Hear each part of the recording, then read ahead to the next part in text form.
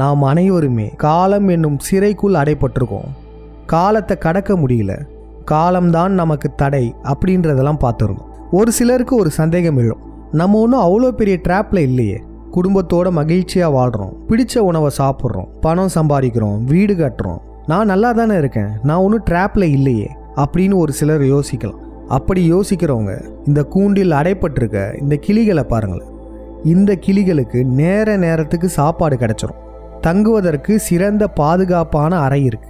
வேற எந்த விலங்குகளாலும் இதுக்கு எந்த பிரச்சனையும் வரப்போகிறதில்ல. ஜூவில் இருக்கிறவங்களே இந்த கிளிகளை நல்லா பார்த்துப்பாங்க, எந்த பிரச்சனையும் இல்லை.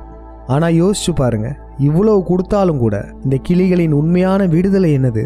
இந்த கூண்டுலாம் இல்லாமல் இயற்கையுடன் பறந்து சுற்றி திரிவது தான். நமக்கு கூண்டுக்குள்ள என்னதான் கிடைச்சாலும் இந்த விடுதலை போல ஆகாது. இதே போலதான் மனிதர்கள் நம்மளுமே. இந்த முப்பரிமாண உலகத்தில் நமக்கு கிடைக்கக்கூடிய சுகங்கள் அனைத்துமே சிற்றின்பம் தான்.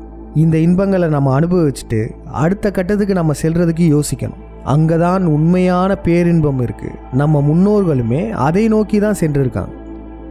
இப்படி செல்றதுக்கு காலம் தடையா இருக்கு. நிகழ்காலம் என்னும் ப்ரெசன்ட் மூமெண்ட்ல தான் நம்ம சிக்கிட்டு இருக்கோம். நம்மளுடைய கடந்த காலத்துக்கு போகவும் முடியாது, மாற்றவும் முடியாது. நம்மளுடைய எதிர்காலத்தில் என்ன நடக்கும்னு நமக்கு தெரியாது. ஆனால் இதெல்லாம் நம்மளால் கண்ட்ரோல் பண்ண முடிஞ்சா எப்படி இருக்கும்?